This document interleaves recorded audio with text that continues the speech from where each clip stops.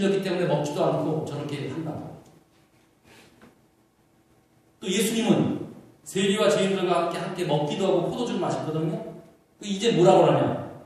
먹기를 탐하고 포도주를 즐기는 죄인들과 함께 어울리는 그런 사람이라고 얘기합니다.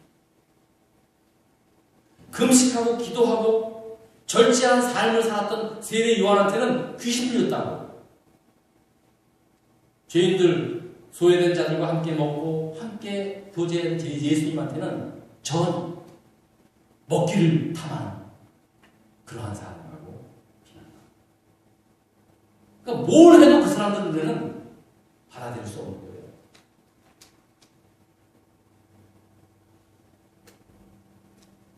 목회를 하면서 그런 분들 많습니다. 뭘 봐도 정말로 살아가면서 하나님이 살아계셨다는 놀라운 그런 역사들을 자기가 봐도 절대로 받아들일 수 없어요. 그래서 다른 일이죠. 또 교회가 조금 잘못하면 다 예수 믿는 것들 뭘 보여줘도 안 믿고 뭘 잘못하면 그럴 줄 알았다고 그러고 이런 사람들이 얼마나 많이 있습니다.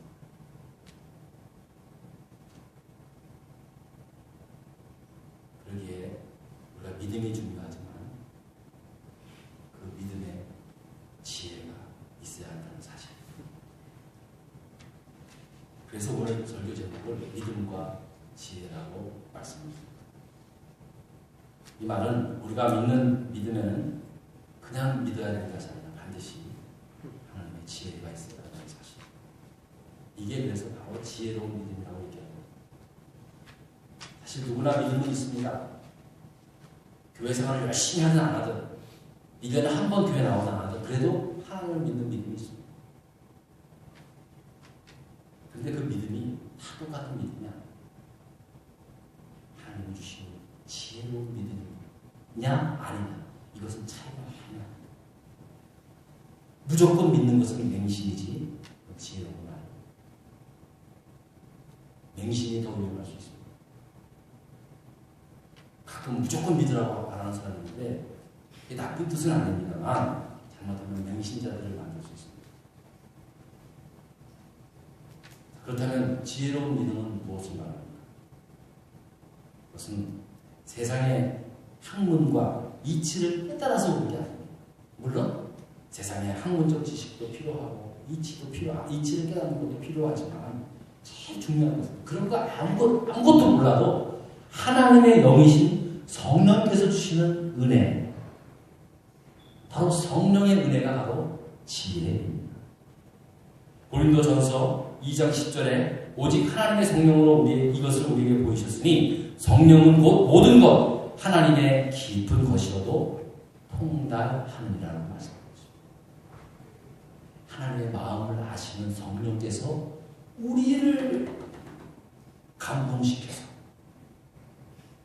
세상적 지혜로는 알지 못하지만 성령께서 감동하시는 그 감동으로 하나님의 뜻을 분별할 수 있는 것, 그게 바로 지혜 있는 믿음을 말하고 있습니다. 하나님은 성령을 통해 지금도 일하시고 성령을 통해 하나님의 지혜와 뜻을 보여주고 계신다는 말씀입니다.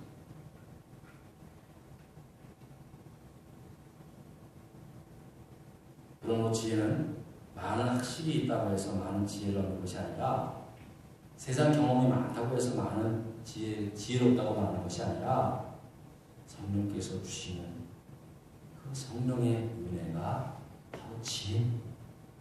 그게 바로 믿음의 능력입니다. 그러므로 지혜는 분별력입니다.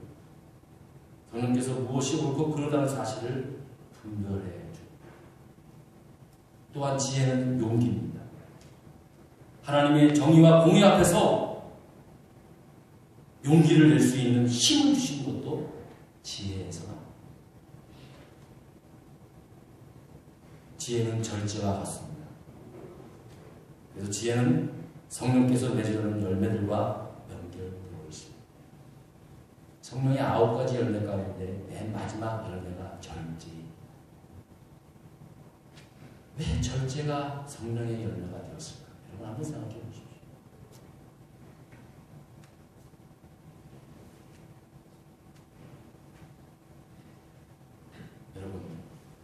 우리에게 믿음이 참 소중합니다.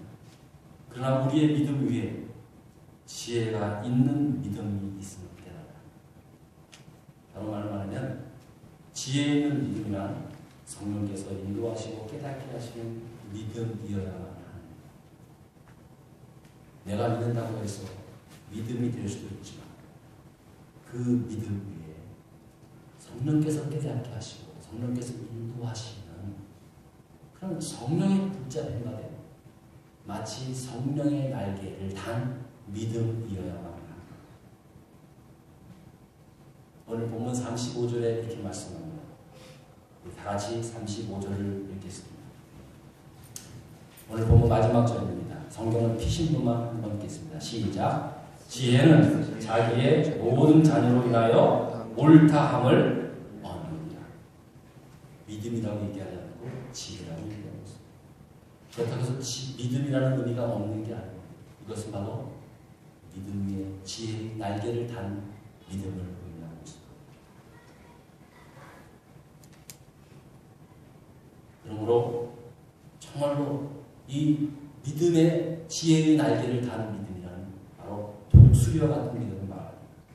큰 날개를 가지고 높이 올라가면 올라갈수록 세상을 바라보는 안목, 또 세상을 깨닫는 세상의 이치를 바라볼 수 있는 성령을 통해서 성령이 날개짓하는 그 날개를 통해서 세상을 볼 줄 아는 안목을 갖게 되는 그게 바로 지혜로운 믿음을 소유하는 자입니다.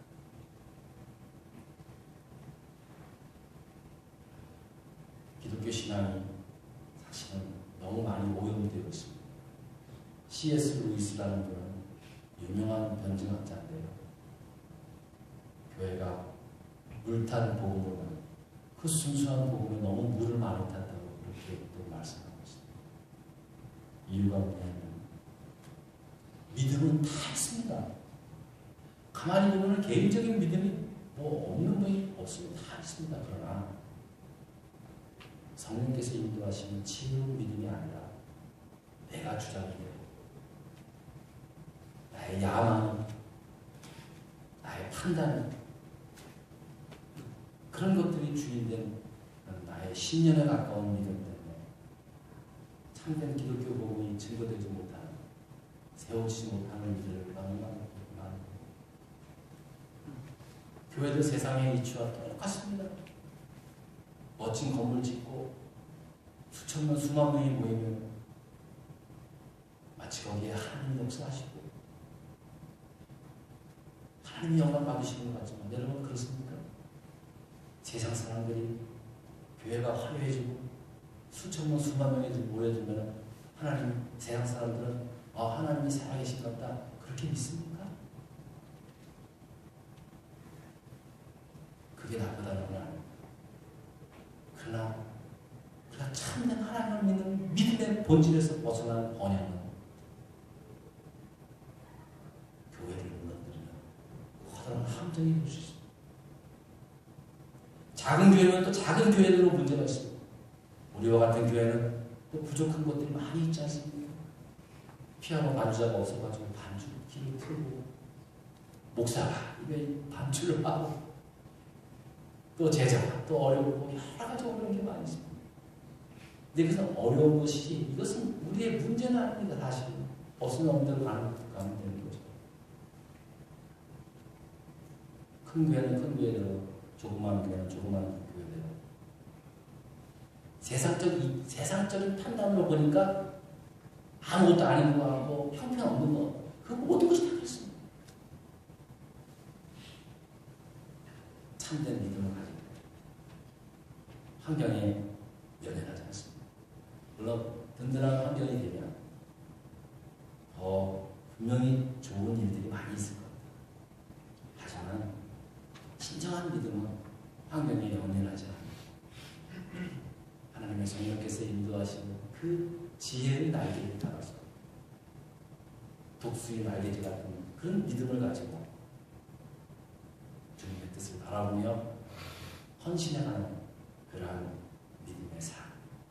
바로 그런 사람을 지혜는 자기의 모든 자녀로 인하여 옳다함은 얻는다고 말씀하고 있습니다.